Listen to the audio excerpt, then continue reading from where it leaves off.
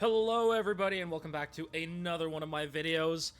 In this series of videos we'll be exploring Trials of Sekhemas. So, something that I'm very well known for on Twitch and on YouTube are my Sekhemas speedruns. I've also done Last Flame runs to get Temporalis. So, I'm here to try and give a little bit of insight into my thought process and decision making and all of that when I'm going through Sekhemas. This video is going to be part one of the series and will be focused on beginnering. So, what should you look for as a beginner into Sekhemas? What are some of the rewards that you'd be looking for? And the decision making as we're going through each of the rooms and floors, as well as talking about the different afflictions, boons, etc. I'm going to really try covering the basics. This will not be a room by room kind of guide, but instead it will be a lot of discussion at the beginning, and then I will do a complete full clear after. Just to, and in that clear, it'll be quite lengthy, but we'll focus on my decision making room by room, especially if you're a new player. That will hopefully give you some insight into how you can make it through with minimal damage and higher likelihood of success. So let's begin. First of all, what is Trial of Sekhemas? It is one of the pieces of endgame content that is available for players. It is a lengthy piece of content, so for most players, it will probably be the longest piece of content that you could possibly do, while your Breachstone run is going to be around 2 to 3 minutes. Your Trial of Sekhemas for most players is going to be somewhere in the 15 to 30 minute range. Even this league on my speedrunning character, this is not my speedrunning character, by the way, and skipping all the loot, my fastest time is 9 minutes 19 seconds, which probably more or less falls into a very good Trial of Chaos run. So it is not a fast piece of content. Some of the bonuses or the benefits of Sekhemas is that there's a lot of different ways you can be making money from the content, as well as I find it quite satisfying as you, the player, will determine how fast you go. Obviously, there's RNG and rooms and whatnot, but you as a player, we can influence how fast you can complete your runs. So you can continue improving and just getting better at Sekhemas. Even today, after 700 or so plus runs, I'm still learning and figuring a few things out here and there. So, let's start. What are the rewards? First of all, probably the reason that a lot of people are going to be watching this video is your ascendancy. This is a huge reward. Getting all 8 of your ascendancy points can be quite important and impactful. So, this is going to be the first thing, especially early in the league, even later in the league. Early in the league, it's generally quite difficult to do your own ascendancy. A lot of people will struggle, and some of these 8 points can be very impactful. So for my build, I mean, I could really make do with only 6, but depending on your build, like especially if you're looking at Lich builds this league, you really want all 8 points. So being able, understanding Sekhemas and being able to do your own Trial of Sekhemas clear consistently, especially early in a league, can be quite useful, especially in saving currency. If I remember correctly, carries in the first week were around 2 to 3 divines. And even today, they are still going for 1 to 2 divines, depending on where you check. Like, such as TFT, it's 1 divine per slot. Or in trade chat, I've seen even as high as 2 divines per slot recently. So, just being able to spend a little bit of time, get your own clear, and save a lot of currency, especially early in the league, can be quite a difference maker. So, first, and the most important reward for a lot of people that are going to be watching this video, just being able to do your own ascendancy. Second, there's a lot of currency to be made in Sekhemas. There's a lot of different drops, rewards, and so that can make a lot of currency. First of all, jewels. These are the big common drop of Sekhemas. I have pulled up some examples of some very specific but expensive jewels that you can obtain. Now, sapphires and rubies and emeralds are not unique to Sekhemas. They made them a lot more common in 0.2 in maps, to my dissatisfaction. But anyway, I've already covered that in another video. But here you can see an uncorrupted ES, crit chance, crit damage, elemental damage. Sapphire runs minimum 50 divs uncorrupted. And then depending on the rolls, so people will probably div these, as I have done in the past, to hit better rolls and sell them for quite a bit more. And even with all the jewels that people are getting, this is still running 50 divines. This is probably the most expensive jewel I've seen, and it's just all very generic, high value rolls. And so even the worst outcomes, people will buy this and divine it themselves. Next, we have Time Lost. These are jewels that are specific to Sekhemas, and they have generally the same mods as normal jewels, except they add a couple of extras. One in particular is that you have upgrades radius, because these are radius jewels. And the radius will cover the small and notable passives in the radius. For example, I have one here with double crit damage bonus and some accuracy and lightning. So these notables have the double crit damage bonus of Time Lost. And then the small passives get the lightning and accuracy rating of this Time Lost. There are some interesting, very interesting jewels that you can get,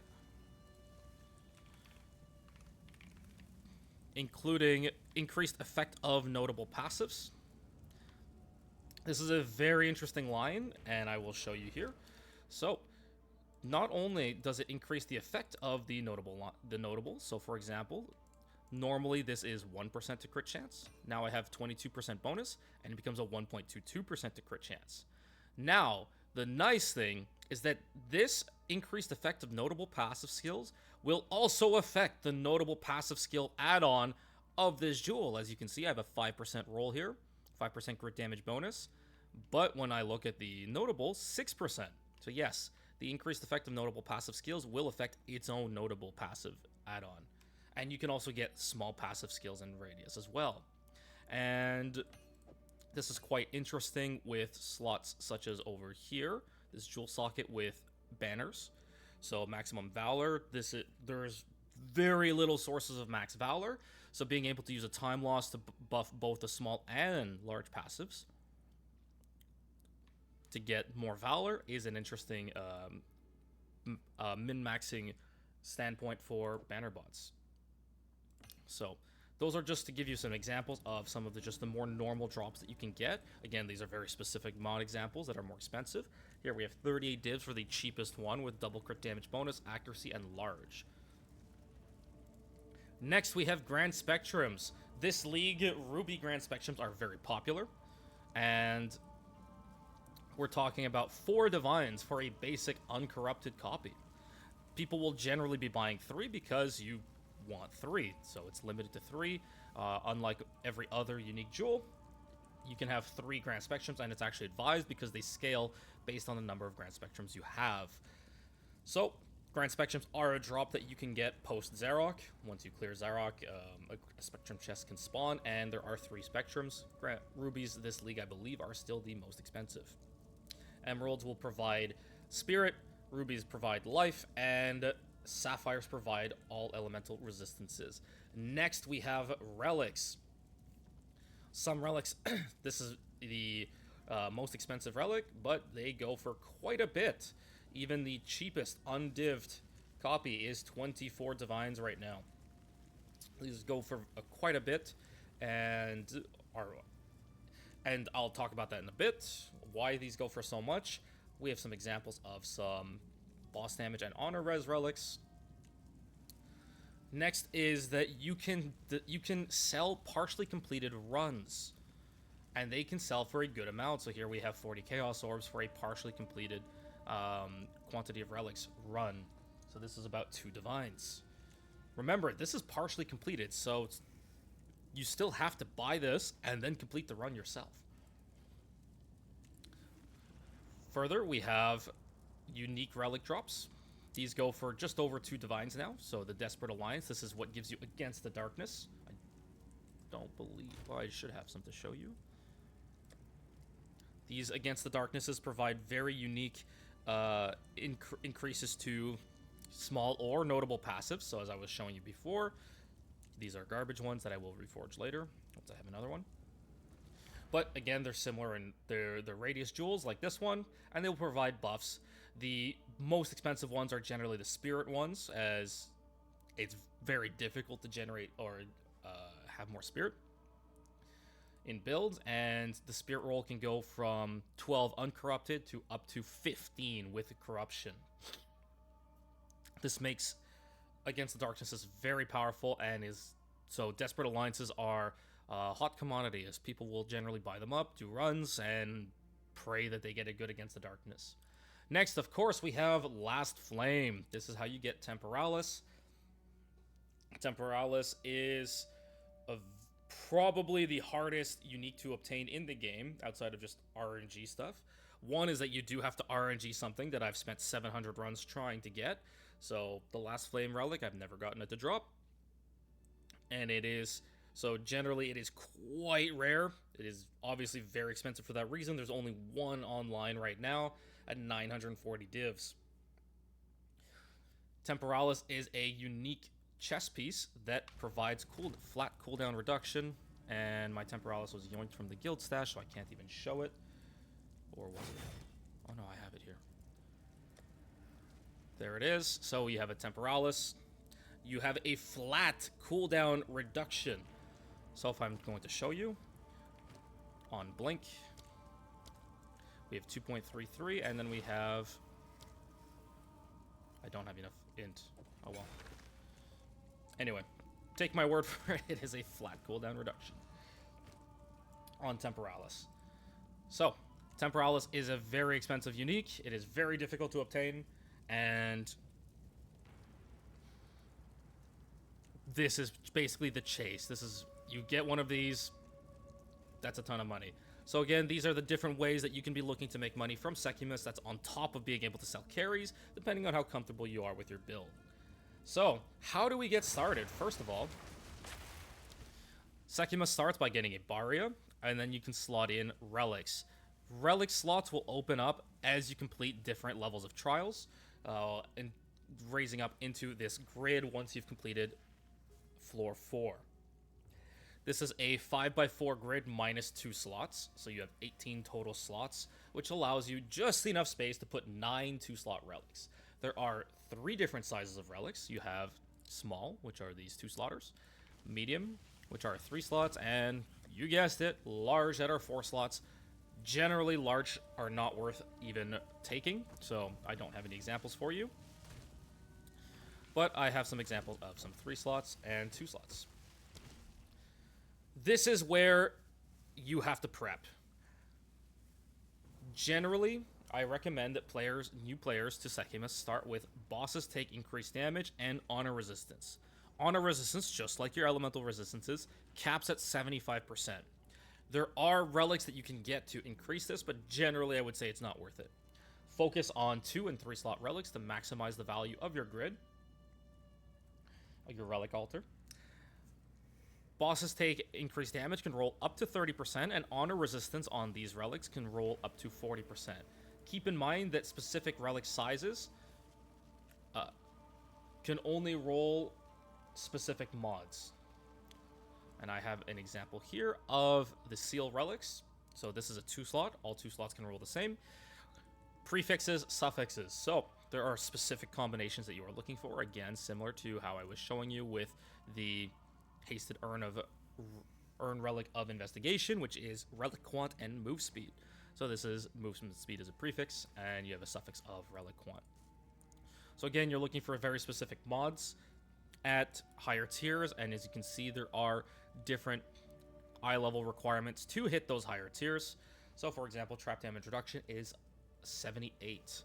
Movement speed is 78 as well. Increased quantity of relics is an 80 eye level. So, prepping your relic altar, especially as a new player, is going to be the most important aspect. Again, I recommend these bosses take increased damage. You will only have space for, I believe, 2 of these if you haven't done any Sekhemas at all, not even floor 1. But that would already get you to, you can already max out your honor resistance with 2 of these relics. As I said, they can roll up to 40%, so you can get, let's say, 38 and 37%. You'll have maximum honor resistance, and you can have bosses take up to 60% increased damage with just 2 relics. I won't be running these. Another very popular one for 3 slots are reduced merchant prices, and you can also get on prefix merchant stock 1 extra item. So you can have 1 extra item in the shop, plus reduced merchant prices on the same 3-slot relic. I don't very much recommend those. It's nice to have 1 or 2 of those, but I would not stack too many of those. And I'll get into that in a second. So, I have a lot of trap damage reduction. This is my speedrunning setup. Trap damage reduction. You can build up to over 100% trap damage reduction. 100% obviously means you don't take damage from traps. If you build over 100%, it means that if you have an affliction later that increases trap damage, then you will no longer get, then you can at least offset some of that increased trap damage. Obviously, another nice part is increased defenses. This is a very nice roll, so your 1000 ES can get scaled to 16 or 1700 energy shield with increased defenses. So this roll is very, very powerful, either with Queen of the Forest builds, as you can stack a lot of evasion very quickly, get a ton of move speed, or with energy shield, as energy shield also gets converted into honor. And your honor calculation is your effective life pool. So when you go in, your total life, energy shield, and if you have mind over matter, your mana will get added together to give you a honor value, which is then also scaled by relics that you have. For example, maximum honor increase, defenses increase, and so and so. So prepping your relics is the most important part for getting it clear. My recommendation is look for bosses take increased damage with honor resistance. But as you get more comfortable with these, you'll eventually stop running honor resistance. Let's go ahead and get into a run. One thing to note, let me go through these now, but I'll talk about them as I go in. Again, this is just prep and things to think about before you do your first run, or as you're doing your first runs. And then we're going to have a longer section of the video where you can watch me do a complete run. First of all, boons. Sekhemas has boons and afflictions. So, similar to a roguelike, you get some buffs, you get some debuffs, and they do not carry over between runs. Top tier boons. Enchanted Urn. This gives you increased effect of your relics, all your non-unique relics. So, for example, let's say I have 103% increased quantity of relics dropped by monsters, then that boon will boost that increased quantity of relics. So again, if you're trying to farm for currency, for relics, then you get more relic quantity out of it, out of stuff like that. If you're trying to get more defenses, it'll improve your defenses as well. More honor resistance, you can get more movement speed out of it too. It is generally by far the best boon that you can get is Enchanted Urn, unless for some reason you're doing no relic runs. I wonder who would host a competition for that. Next, you have Silver Tongue. Merchants are very strong in Sekhemas. Silver Tongue is going to be just generally, if you can get it early, a very strong buff to reduce your merchant prices for the entire run and pick up quite a few more boons along the way. Silver Chalice, this is one where I would consider it top tier because major boons can be such as traps are just fully disabled. You can get no more. You cannot get any more debuffs. No more afflictions. Things like that. So Silver Chalice is something that if you're going to be running, especially for a first run or first clear, Silver Chalice is something that you can be picking up quite a bit more. And I'll talk a little bit more about that when we get to shops later. Scrying Crystal, being able to see ahead, is very powerful, as you can then plan out your route better. Hairfoot, more movement speed for 99% of builds. This is going to be just huge and just makes a world of difference. Next, you have Amazing. Upward Path. This is a boon for stacking up Sacred Water. It is generally decently difficult to stack up Sacred Water, even if you use relics. For example, there's a relic for doubling the amount of Sacred Water from fountains. Chance to double your Sacred Water from fountains, which I also very much recommend if you are a starter. So, chance to double Sacred Water. Routing in more fountains and using relics like this is a very powerful way to build up a lot of boons, especially when you pair with merchant price reduction and increased options at the merchant. So this kind of combination can really allow you to stack up just about every boon possible in a run. So Upward Path is very nice for pairing with merchant price reduction and increased merchant options. And just generally, if you let it stack up, so Upward Path is a stacking Sacred Water buff, meaning that the longer you go with it, the more Sacred Water you can get until you make a purchase at a merchant. So you can very much stack up a few thousand Sacred Water very quickly if you forego a merchant for an entire floor, and then have enough Sacred Water to just buy out the merchant until the rest of the run. Ornate Dagger, straight up damage buff. It's a very strong buff. I love to pick it up. Flooding Rivers, more Sacred Water found. Again, getting the initial bit of Sacred Water can be difficult. Flooding Rivers is just generally good, as it'll give you a 50% increase to your Sacred Water income. Lustrous Lacquer, that is a defenses buff. More defenses is better. Generally, every build in 0.2 is running defenses, either evasion, armor, or energy shield, or even a mix of them. There's a lot of hybrid builds out there. So Lustrous Lacquer is going to benefit just about everybody right now. It's not a game changer, but it's very nice. Especially if you have something like Queen of the Forest runs. It's just always nice to have. Good, Sanguine Vial. Again, very similar to Ornate Dagger. Sanguine Vial reduces the HP of enemies, so you'll feel like you're doing more damage. Also very nice. Vicious Ichor reduces the action speed of enemies. This will help as there's quite a few projectile enemies on floor 4.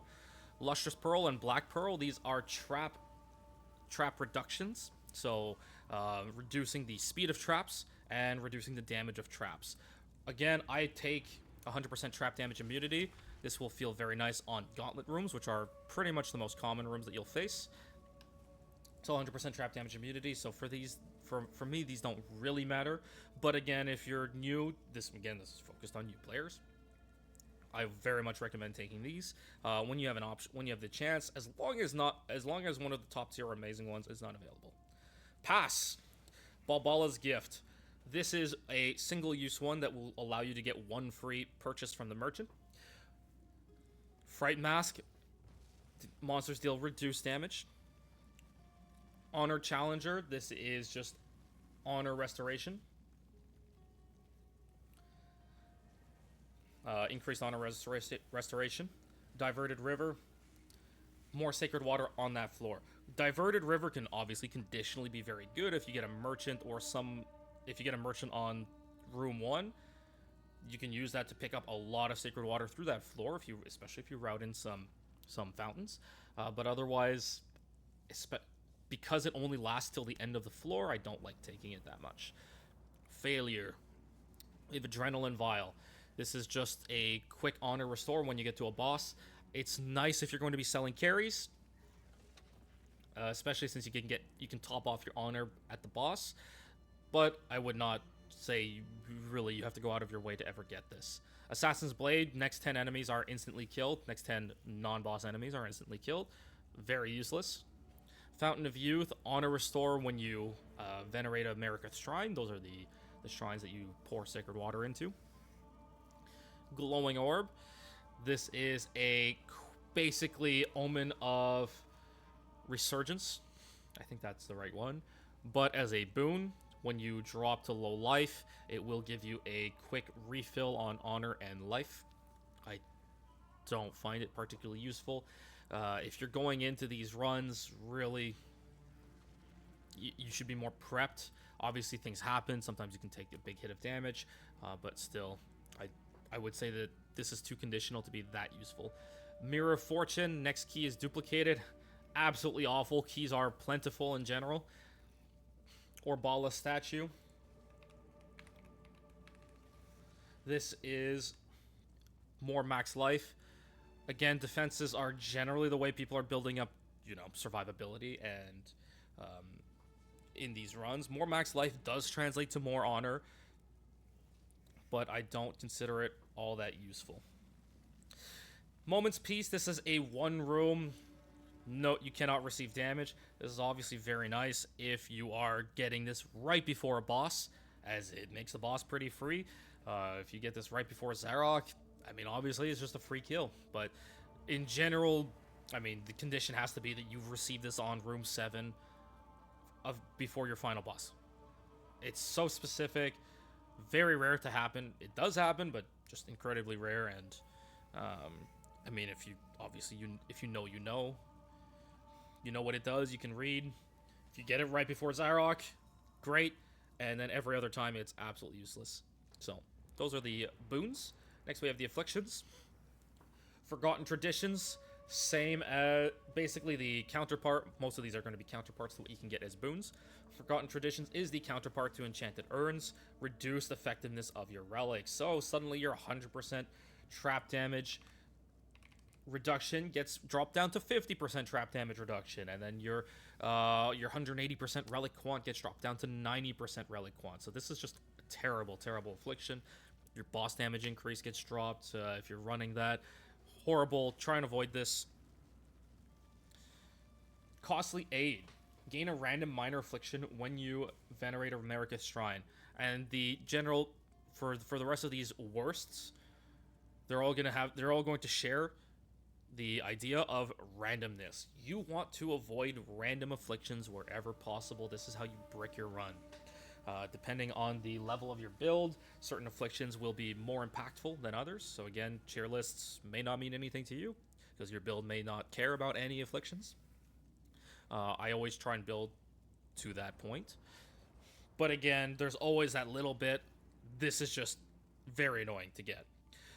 And like I said, even if you're at a point where your build is very agnostic to what you get, stuff like Forgotten Traditions makes farming generally annoying, as it'll just reduce how much income you can get from Sekhemas if you keep getting it run after run. Costly Aid is getting a random affliction when you venerate a shrine. So even if you get one of those, let's say you want to get a Blessings of the Wind, which is get one boon, cleanse one affliction. Stuff like Costly Aid can make that more punishing than it needs to be, as you might trade a bad boon and good affliction, good as in doesn't really impact you, for a very poor affliction, one that, like Forgotten Traditions. So Costly Aid is definitely not the worst of these, but is generally quite bad. Deceptive Mirror, you get taken to random rooms. It is frustrating, it is annoying, it mixes everything bad about random afflictions, random rooms, all of that together, and is absolutely awful. It makes planning and routing very difficult, as generally your strategy should be going into rooms and floors to not get pigeonholed, as in do not take paths that always lead to one point, or multiple and where all your options lead to one point. Those are things you're trying to avoid. So Deceptive Mirror can just break your strategy, break your path immediately, and GG. There was a kind of an exploit in 0.1, I believe it's patched for 0.2, where you could leave your trial and re-enter to check if and re-roll the room that you got. But I do not believe that works anymore. Purple Smoke, this is afflictions are hidden. Again, random afflictions are terrible. You want to avoid random afflictions as much as possible. So, very much avoid this affliction. Unless it's obviously right before Zarok. But again, similar to the you cannot be damaged for one room buff, there's very little situation that you would want to take this, unless you're right at the end of your run, and it doesn't matter. Conditionally Horrible, Iron Manacles, no evasion. Sharpened Arrowhead, no armor. Shattered Shield, no energy shield. These obviously can break all your defenses for an entire build. and will make your run very unpleasant if you are reliant on that defensive layer. Obviously, if you are not, then it is free. So, Sharpened Arrowhead, I don't have armor in my build, or very little armor just from my Lycoside. So, Sharpened Arrowhead is irrelevant to me. So, conditionally horrible. Meanwhile, stuff like Shattered Shield, I'm running almost 4,000 energy shields, so it really hurts. They are going to be changing Shattered Shield, so it is only a 50% energy shield reduction. I'm not sure why they didn't do that with the other two, but anyway. At least builds that are reliant on having energy shield are not immediately bricked, but it is still going to be very impactful in the run. You'll feel it as it'll decrease your honor, and certain builds are very much more reliant on energy shield. Golden Smoke, this is rewards are unknown. The reason this is conditionally horrible is that it can make it difficult to restore honor on longer runs, especially if you pick up something like Spiked Exit, where you take damage after every room. You might need to restore honor here and there, and Golden Smoke hiding those rooms can make it difficult to restore honor. This is, again, not anything that should in general brick you, but paired with a few other things can be quite annoying. Hungry Fangs, this is where enemies deal a percent of your max life, mana, and energy shield, and it hurts. A lot of hardcore rips have happened to Hungry Fangs because there are enemies that attack with many projectiles at once, specifically the urns and frost wraiths, and the traps as well also activate Hungry Fangs. So you can go 100 to 0 very quickly, regardless of what your defenses are, just from this Affliction. So this can be conditionally very bad, especially if you're playing a slower build that maybe takes hits here and there more often, as you can just get off-screened by 100 projectiles and immediately die. So that is not fun. Traditions Demand, Merchant only offers one choice. You're always trying to build to the point where you don't need boons as much. So Traditions Demand is not the worst thing that you can take, but in general, boons are always going to make your run more comfortable. Hare's Foot to give you more speed as clearing. That more speed equals more clears equals more profit. So Traditions Demand is very poor. Dark Pit, this is traps deal increased damage. Very annoying, especially if you're like me and you run 100% trap damage reduction. This means I no longer have immunity to trap damage, and I now have to actually play gauntlets normally again. So it's annoying. Again, for beginners, Dark Pit will be very annoying, as you'll probably take hits from traps here and there. And even as experienced players, it means that you have to now care about traps. Untouchable. This is your Curse with Enfeeble. You're going to deal less damage.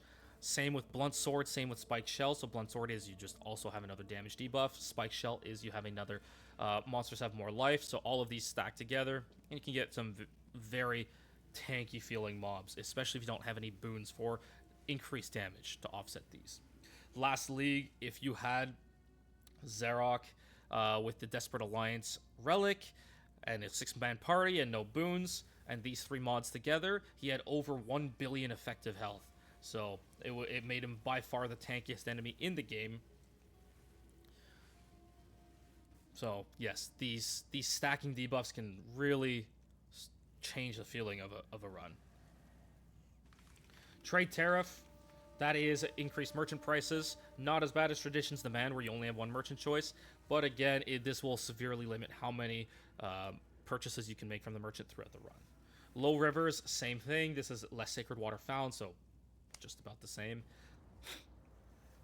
Where you will just have less Sacred Water to use.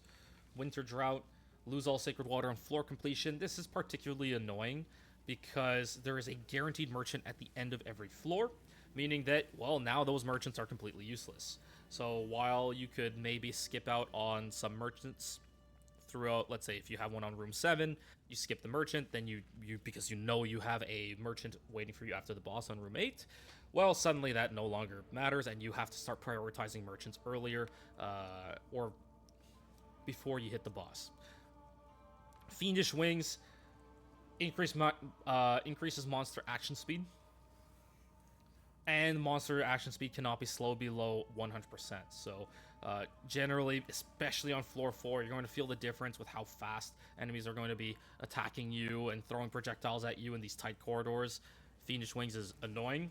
Obviously, you'll be able to play around it, but it is overall very annoying. Rapid Quicksand, traps are faster, similar to Dark Pit. You should be somewhat comfortable clearing traps yourself. It is very annoying, especially if you have trap damage increase, to get this debuff. As certain traps, especially on floor 2, can be very much quick hundreds of zeros. Black Smoke, this is room types are unknown on the... you can see one fewer room ahead of you on the trial map. Again, as we talked about with Scrying Crystal, being able to see fewer rooms ahead makes pathing harder. It's not... Obviously, you can still path, but you won't get more of a preview. Possible spiked exit. This is damage per room. This can get really annoying in the long run, especially if you are running a more evasion-based build where you have low life and low energy shield. So spiked exit will be very much more annoying, as you will constantly be taking damage and then have to replenish honor more often. And it can be difficult. Sometimes the game makes it hard to... you'll just get very poor paths that don't have a lot of honor restores, and you'll have to rely on merchants with very expensive honor restores. Worn Sandals. This is where you have a movement speed debuff if you have been hit recently by enemies. At least since in 0.1, this was a flat movement speed debuff, and it felt awful. At least they made it a little bit better. So the better you are at Sekhemas, the less impactful this is. I place it in passable. The newer you are, probably the way more annoying Worn Sandals is. And if you're playing slower builds that are tankier, this will feel way worse. Leaking Water Skin. This is lose Sacred Water every time you take damage. I don't find this particularly, again, similar to Worn Sandals. I've always played Sekhemas as if I'm very much trying to no-hit every run as much as possible. So Leaking Water Skin has not been that annoying. But I can understand that certain builds will take damage more often, and this can be very annoying. As Sacred Water, 20 Sacred Water per hit can start stacking up very quickly in certain rooms. Chains of Binding. Monsters inflict binding chains on hit. This is self-explanatory. Again, I'm trying to play no hits, so these are not the worst feeling. Hemorrhage. This is the most free debuff that you can get. You cannot restore honor removed after killing boss. The reason this is so powerful and so good for the player is that it puts it back in the pool. So it should not be too much of an issue. Maybe you don't want to take it on floor 4, but overall, if you're going to be targeting Zarok, the floors 1 through 3 should not be that tight for you on honor. And so this is free, as it will recycle and get put back in the pool without you having to cleanse it, as cleansing afflictions is generally very difficult. Red Smoke. Similarly, room types are unknown in the trial map. You will eventually be comfortable with all the room types as you get to play a little bit more. You'll see that a lot of room types are going to be duplicated even on the same floor. So there's only a handful of ritual rooms, there's only a handful of escape rooms. So Red Smoke is not the end of the world, as you should in general be comfortable with every room type. Honed Claws. This is extra monster damage, very generic. Similar to the passables, I try not to be hit in my runs, so Honed Claws will not be severely impacting me even if I do get hit. You should have enough defenses that you survive hits, ideally. Tattered Blindfold. Reduced light radius and minimap is hidden. I'm not even sure why the light radius part is in there, because as far as I know, it only impacts minimap discovery anyway. So Tattered Blindfold, no minimap, and most rooms in the game don't really rely on minimap. Escape rooms, I would say, are probably the ones that you would want a minimap more than others, but even then, every time you click on a crystal, you will see where it's leading you to, so I don't find it that impactful or that important to have a minimap. I have heard of some people saying they rely on it a lot in Sekhemas.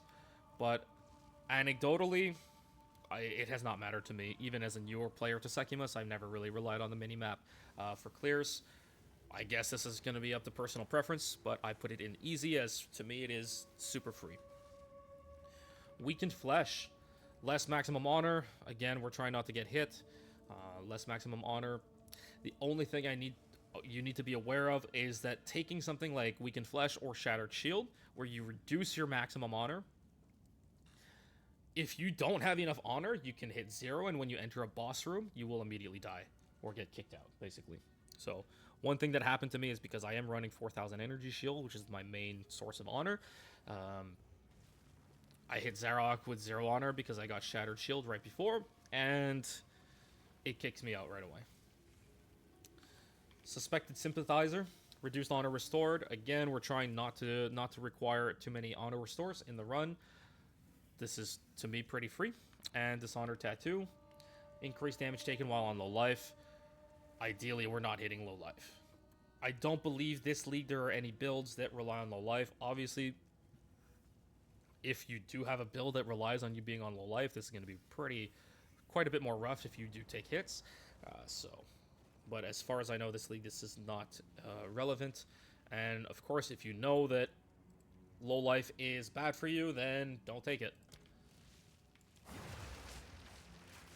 So, we have our run. That's going through all the main... Amazing. Disconnected from server.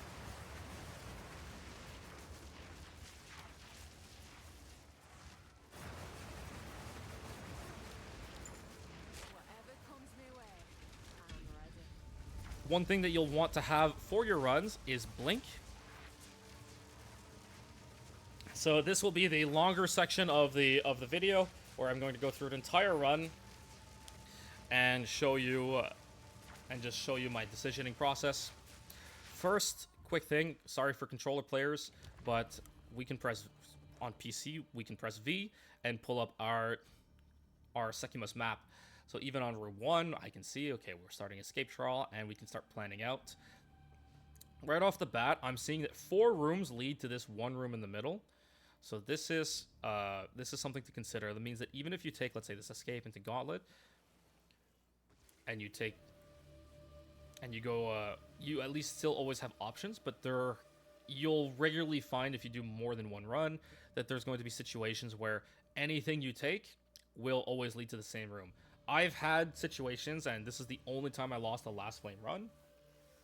I had a situation where if I did not specifically take the first 4 rooms on the downwards path, every other option led to the same room on top, and it bricked my run. So do keep that in mind, where you do want to take a quick peek at the map and try and figure out where you always have multiple options to go. So here we see, okay, well, if I take this, I have 3 options. Then I take this, I have 3 options. And then if this is very bad, because you'll be able to see this, well, I can take up to here and I have 2 options, and I can go up. And I have 2 options, 2 options. So you generally always have some options. So that's pretty safe. I can also go, once I finish the escape trial and I'll be able to see this column. If this is not bad, then I can also go through the bottom and I'll have multiple options. Your room types are escapes, hourglasses, gauntlets, rituals, and chalice rooms. Rituals are by far the fastest. And one thing to note is that monsters do drop Sacred Water. They have a chance to drop Sacred Water. I don't find it a great source of Sacred Water, and it will also slow down your run if you have to go backtrack to try and find Sacred Water. There are relics to boost Sacred Water drops. Again, I really do not find it that impactful. I would focus, if you need to Sacred Water, look for fountains. So here we're gonna go ahead and start.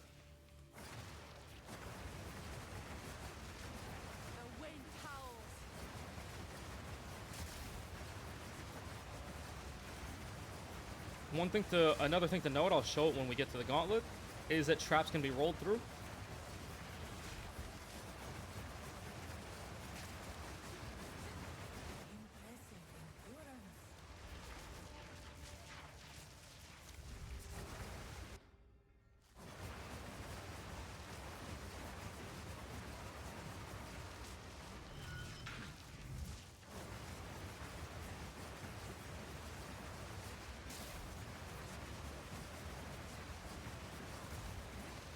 So here I'll give you an example. You can see I just took a hit from the trap. You'll see my Wind Dancer proc, and it's gone.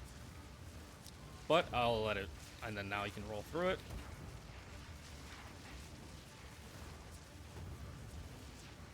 And you know you aren't taking hits. Obviously I took hits from the monster there, but that's just to show that you can roll through the traps. So again, my choice was to take the gauntlet instead of the ritual. One is that I have more options here. Two is that I get the sacred water fountain instead of a bronze key. Again, keys are going to be very, very poor. You will always have a situation where you have an entire wall of afflictions, meaning that you are forced to take an affliction. So this is where being able to see further ahead will give you more of a heads up in how you can path and plan for this wall of afflictions. So again, you are not always taking the room select. This is awful. We definitely don't want this. Monsters deal more damage. This is very much on our wish list of good to have. You deal monsters at 50% more life. You and your monsters deal 40% less damage, and you see one fewer ahead. These are 4 out of 5 of the really bad ones that I would generally want to avoid. That means we're going to route to the chalice, meaning that we have to take this escape.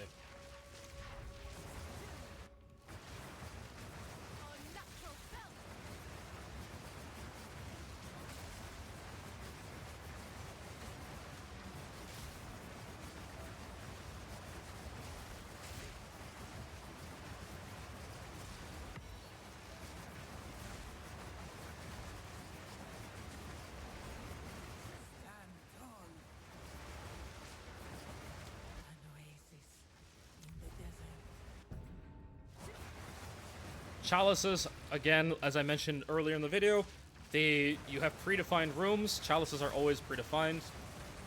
Or one of those predefined. The rares always spawn in the same places based on the layout. And generally, you can always take care of all of them by just doing a big loop around.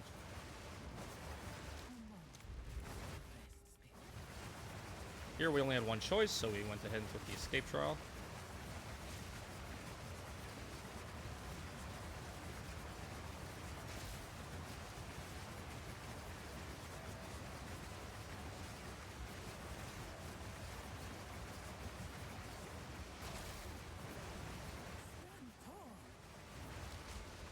So, here we get to see the rest of the run, the rest of the rooms. 25% less maximum honor. Again, this is free for us. Take damage on room completion. Especially on floor 1, this is very annoying to take. Less sacred water found. Again, these are really bad, so we're just going to take the bottom.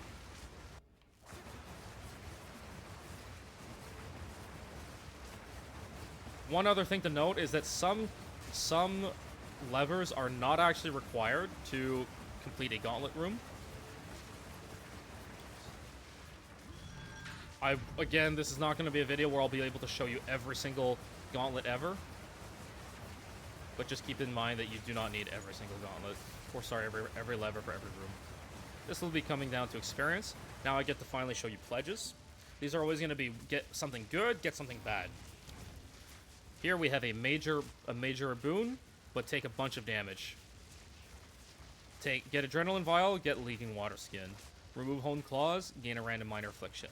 Some things that you can really look for here are cleansing. So if you can see that you lose, let's say it'll be remove an affliction, and then remove a boon. These are generally very good, especially if you don't have any Giga Boons that you don't mind losing. Stuff like that is always good, because again, we're trying to put stuff back in the pool, and it can also be a way that if you do end up forced to take one of those really bad afflictions for you, it can be one of the ways that you try and get rid of it, is taking those cleanses.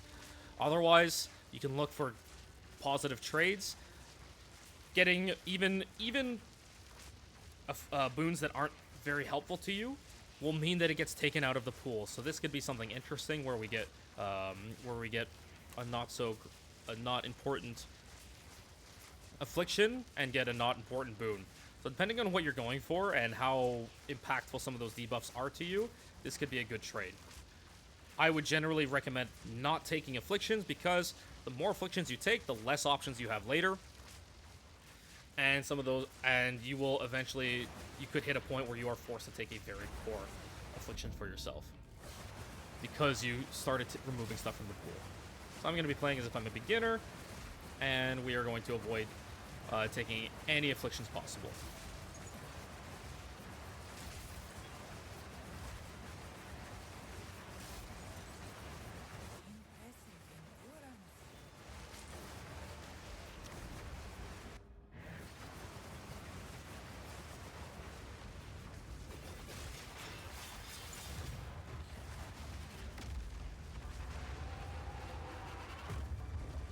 Keep in mind for this boss, he always has an AoE explosion right at the beginning. It's always his first attack. And now we have our merchant. I believe I passed the merchant earlier and I forgot to check it. So again, we have our high tier, high value relics or boons. We can go ahead and buy those. If you have extra money, look for the cheap boons. So they can spawn in at 220 to 420, I believe, for if you don't have any merchant price changes. You can look for the very cheap boons of 220. And regardless of what it is, again, as we were talking earlier with the pledges, you can then remove them from the pool by purchasing them early. So, for example, if this was cheap enough, I could purchase Fountain of Youth and just remove it from the pool. Now you have your chests. As you progress further and further into the run, the chests will get better and better. Stuff like time loss chests can only spawn starting on floor 2. But Royals can spawn earlier. Spectrums obviously are only post-Xerox. Everything else, I believe, can spawn all the time, or just about.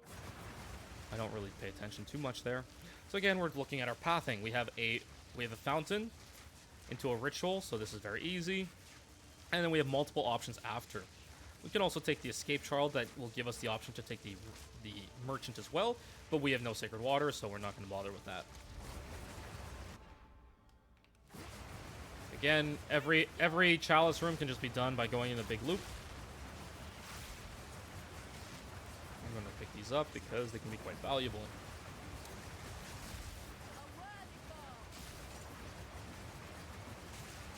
You'll see the red line indicating that you cleared the correct rare. Keep in mind, non-relevant rares can spawn in these rooms as well, meaning that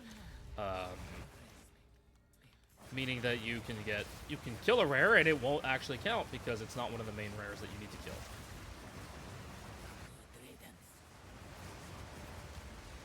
So here we get our choice. Again, we have Hungry Fangs. Like I said, this can be very dangerous. Less movement speed if you've been hit by an enemy recently, and reduced honor restored. Based on this, we have our Chalice with reduced honor restored. Again, I consider this pretty free. And this will also lead us either to a Sacred Water Fountain or a ritual for another pledge. And this is how I would recommend you proceed with an option such as this.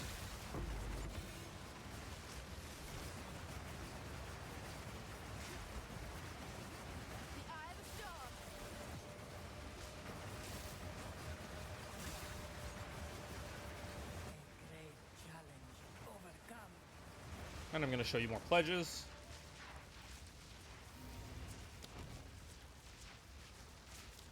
Pledges can also provide you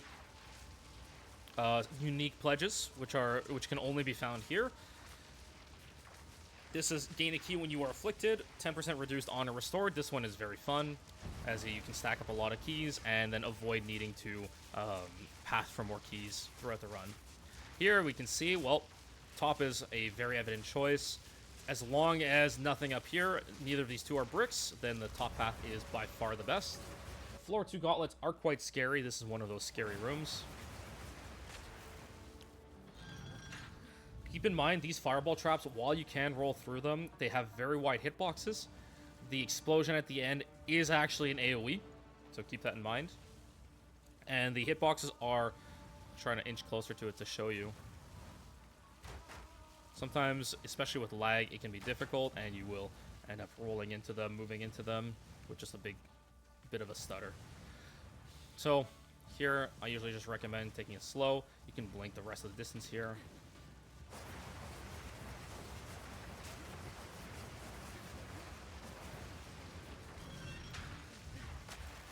Each of these projectiles will also hit you. They are individual projectiles.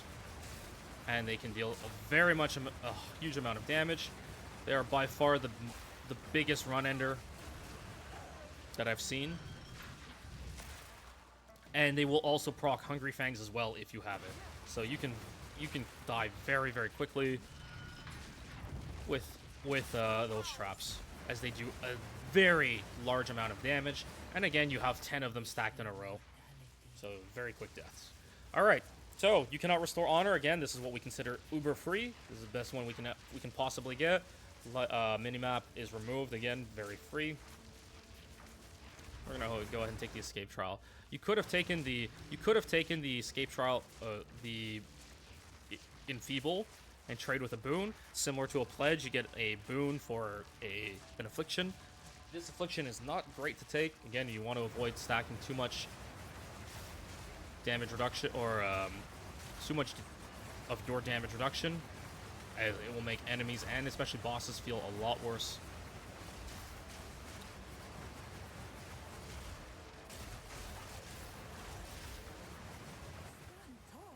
If you fail an escape trial, you will take about 3,000 physical damage. So obviously try not to fail them. And again, it's very free here. You could, in a case like this, decide to take the merchant, as we do have a good amount of sacred water, and you get another large sacred water fountain on the top, right before the boss, which will obviously have a merchant after. Again, this is such a free affliction that I would always prioritize this.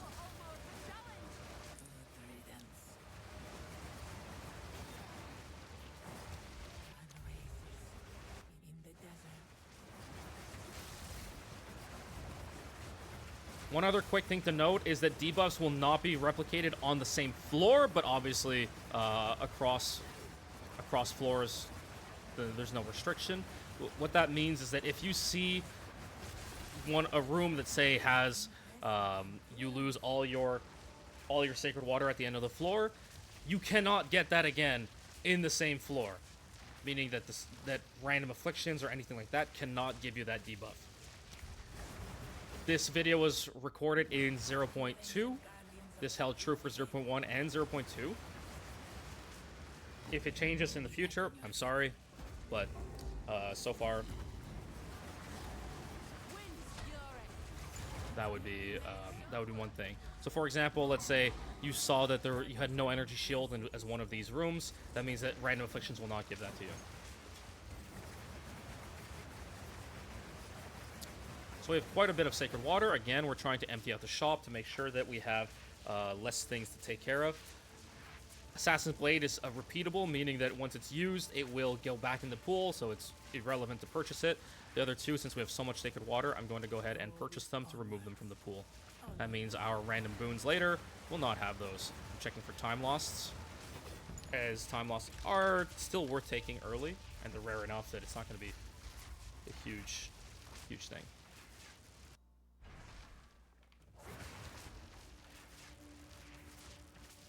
This is pretty bad. Merchant only offers one choice into physical damage on room completion, so we want to avoid this. You are not always taken to the room you select. This is also awful, meaning that we only have the option of this ritual with monsters are hasted. So again, we're going by what we consider most passable. And Gauntlet with extra sacred water. There's a lot of keys here, unfortunately. Your other option is to take this chalice, as you can then, you're going to be taking one key into one sacred water, and this is a large sacred water versus a small sacred water, so we're going to go ahead and take that.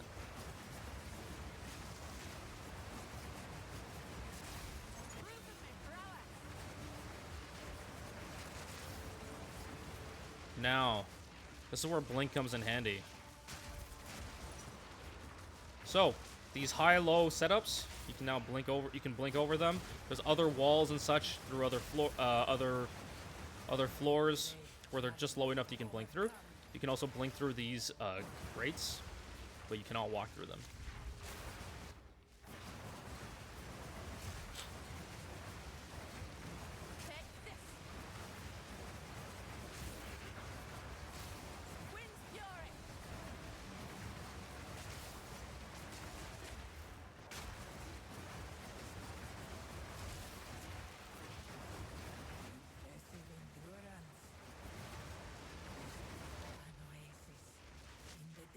Keep in mind, stuff is not paused when you are in this menu, so be careful of monsters running up behind you and smacking you while you are trying to decide on your path. We have another see the same one that we got last room or last floor. We got hemorrhage here, so again, super free. Most likely you'll want to take that. No evasion. This is bad for my build with a decent amount of evasion. Less sacred water, again, not great. Lose all sacred water and floor completion, again, not great because you lose out on the merchant. And here we have a merchant with honor restore, so this just seems extremely free for us. Or no honor restore.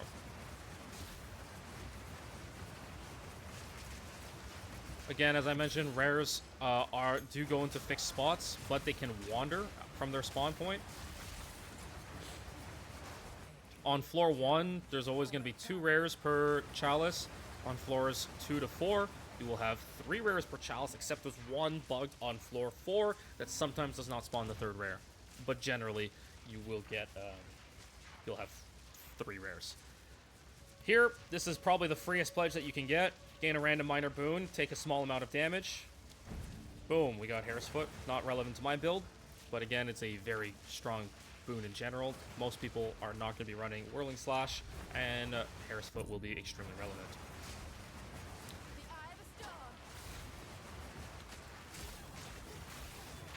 An example of walls that you can blink over.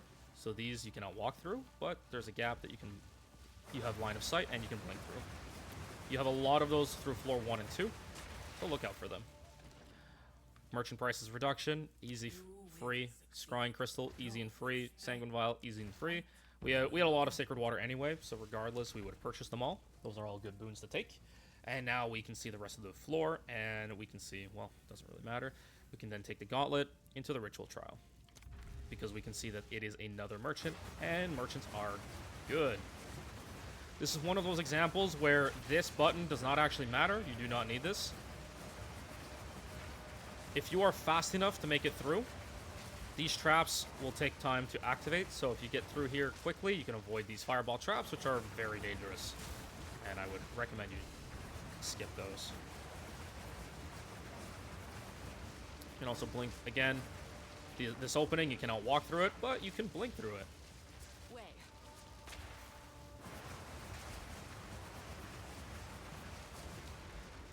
These are random minor affliction in exchange for a lot of honor. Again, do not take random afflictions. Unless you are in a very desperate spot to get that honor buff, I would very much recommend you avoid those.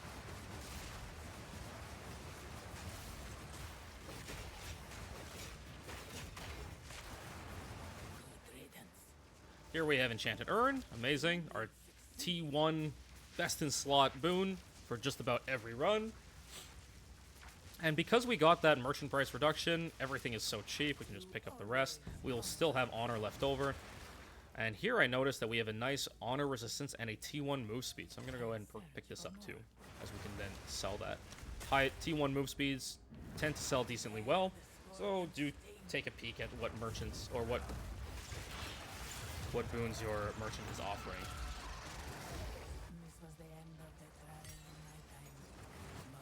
Bosses do drop a lot of Sacred Water, so you can go ahead and pick that up. And we're back.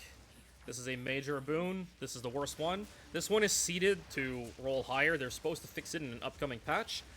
This, along with your debuffs, or your boons for Adrenaline Vial and the Mariket's Shrine one. Don't think Fountain of Youth. This is one of the very highly seeded ones. Has a very high weight, so you'll see it a lot. Again, we can purchase them all, because why not?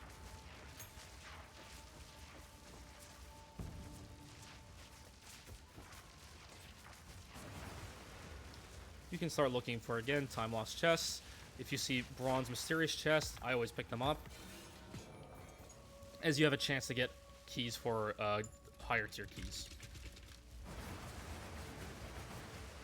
And there's not too much that you can get from bronze chests in the first place that would be worth opening.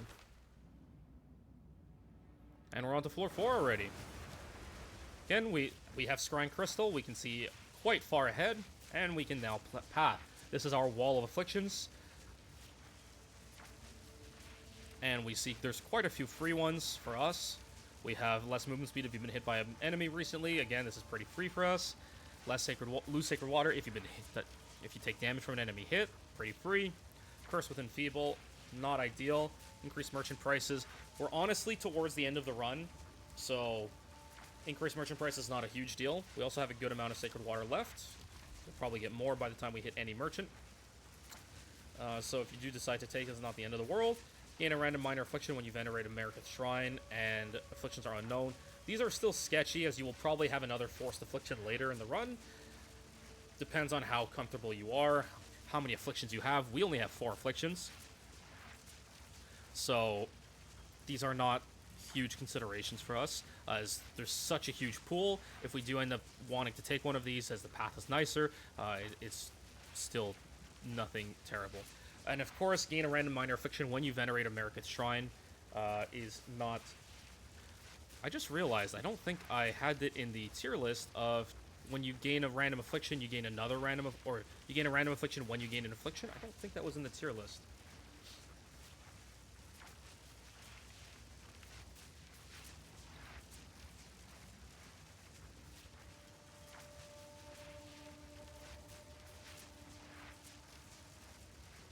Yeah, that was not in the tier list. It was the affliction was not in the wiki. Unfortunate. So that one is obviously terrible to take, but we have not seen it this run. So here we have, we'll go ahead with our planned route, less movement speed. If we've been hit recently. Again, these corridors get really tight. And again, these were 2 rares here that were not relevant to the Chalice room.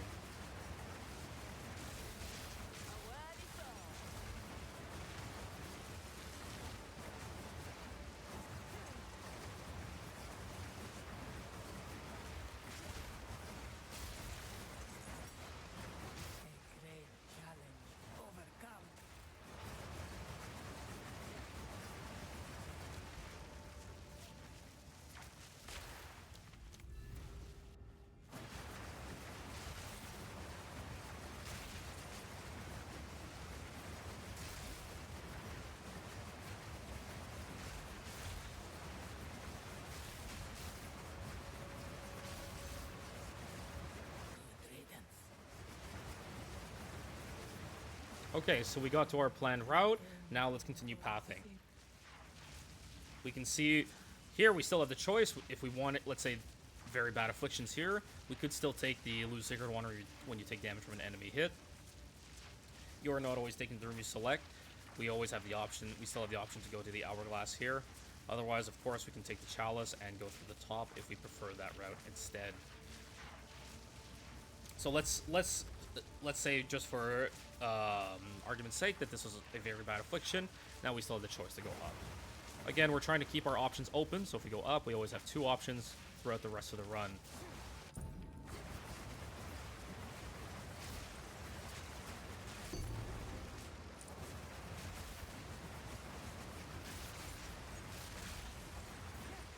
You'll see that this is a very familiar pattern because we just did this chalice. The same chalice layout. You'll see that layouts get repeated a lot. And we said that the one below was not fun. Rituals are the fastest rooms, usually. Meanwhile, hourglasses are the slowest rooms, except on floor 4, where escape rooms are the slowest that you can take, and are generally the most dangerous rooms that you can get on floor 4. The monster density and just the length of them makes them very obnoxious. Go ahead and take an honor restore, because why not? Keep in mind, don't touch anything until you see the effect actually go through. Any movement input will just cancel it immediately. Now we can see our next set of afflictions. And we have increased monster life, Hungry Fangs, which is, again, could be very dangerous, and it forces us into this room, or you cannot restore honor. We can see that there are no more honor restores anyway, and there's no merchants, so you may as well go ahead and take the top path. So this was a very nice surprise. We got to see Hemorrhage 3 times in the same run. Doesn't always work out that way.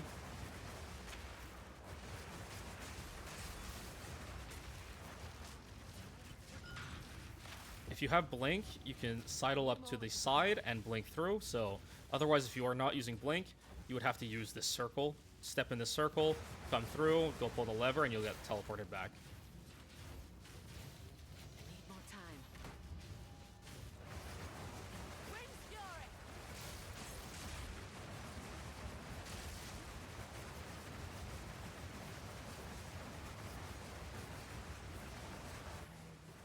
So Blink, I find, is very, very, very nice in Sekhemas, and I highly recommend that you run it. You should try and fit it into any build that you do intend to run in Sekhemas. So, we're towards the end of the run. Last Chalice, and then we go fight Zarok.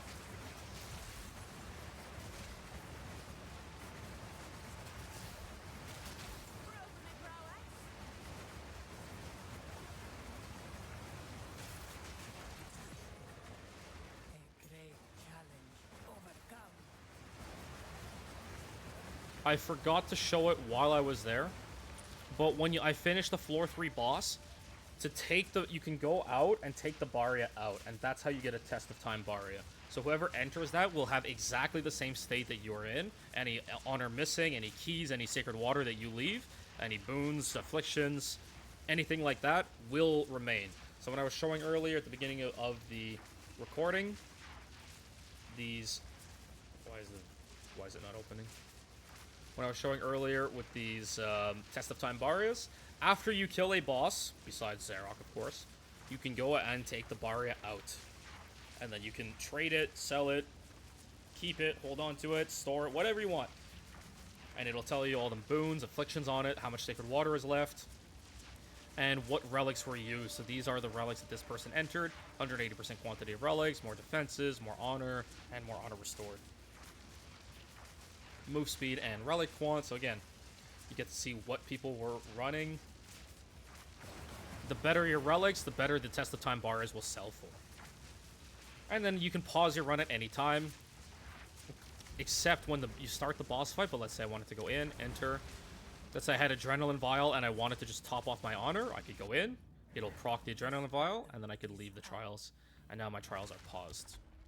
And like I said, if you do this after the boss, after one of the bosses from floors 1 through 3, you can then open your relic altar and you can take out the Barrier and trade that. There you have it. Zarok is probably, if you are at the point where you can reach Zarok, the rest of the bosses are probably not going to be that impactful to you. I'm going to go ahead and talk about Zarok very quickly. Zarok is phased, has phases to the fight. And this is based on his HP. So he will do a Twirly Lightning phase, he will do a Hourglass phase, Twirly Lightning phase, Hourglass phase.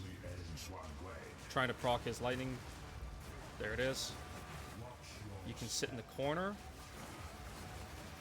and avoid this. If you are ranged, then you can continue attacking. In general, this is pretty safe. These will freeze you for quite a bit of time, and I would generally recommend that you avoid those. Let's go ahead and proc the Hourglass phase. There it is, 50%. Careful, as Hourglasses can be hidden behind these mirrors, and you have to pick them all up.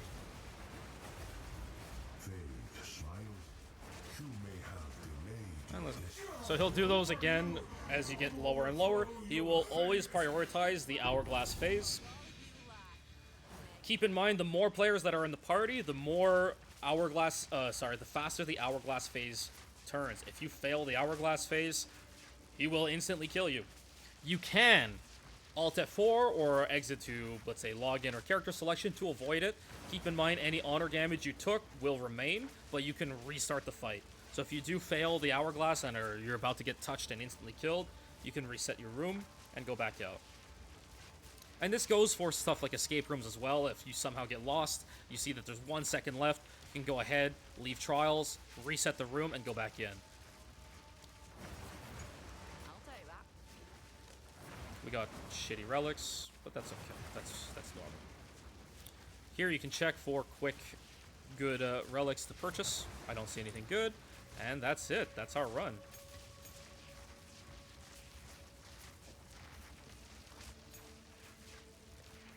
Drop these off in the dump tab.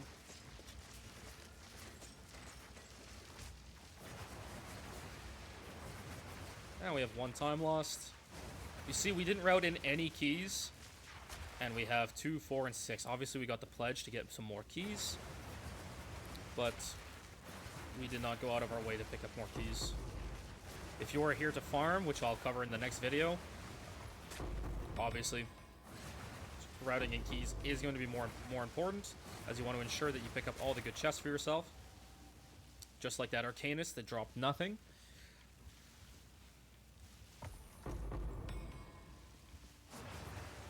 And then otherwise, that's it. That's an entire run. I have a list on Discord, but generally I focus Spectrums, which are quite rare, into Time Lost, into Royals. Spectrum and Time Lost can only spawn as gold. Then you have Royals that can spawn as gold or silver. Then Mysterious Chests, which can spawn as any of them, or Arcanists. Arcanists are better this league. Last league they were awful. So Arcanists can spawn as silver and gold. And then after that, Mysterious Chests, quite nice, especially as bronze, because they can give you keys for the other types as well. Small relics are good too. As I showed you before, there are some small relics that sell for quite well into the double digits, so they are very nice. Mysterious Chests can drop just about anything. So those are nice as well. And here we have it. That's about it. We'll go ahead and ID these. 1 Exalted from the Prime Gold Arcanists. Pretty typical. You'll see that I don't pick up rubies anymore. They are quite a waste of time in my opinion, as very few combos of rubies sell for anything.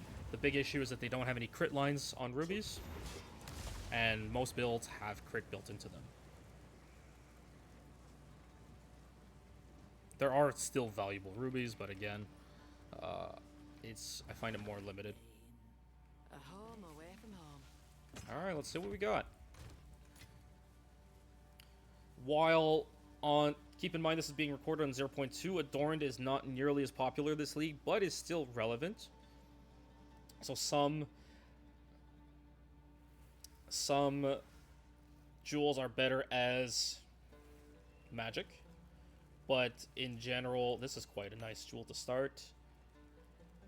Minion damage, minion crit chance is quite nice as well. And again, the more you know about meta builds, the more relevant it becomes to look through these. But again, this was supposed to be a beginner's guide. Hopefully it was useful to you. And stay tuned for the how to farm Sekhemas video. And then after that, I plan to do a how to speedrun Sekhemas video. So, hope you enjoyed. Let me know down in the comments if you have any questions or concerns. Otherwise, I'm also on Discord quite a bit if you have any quick questions you want to ask. Thanks for watching, and until next time.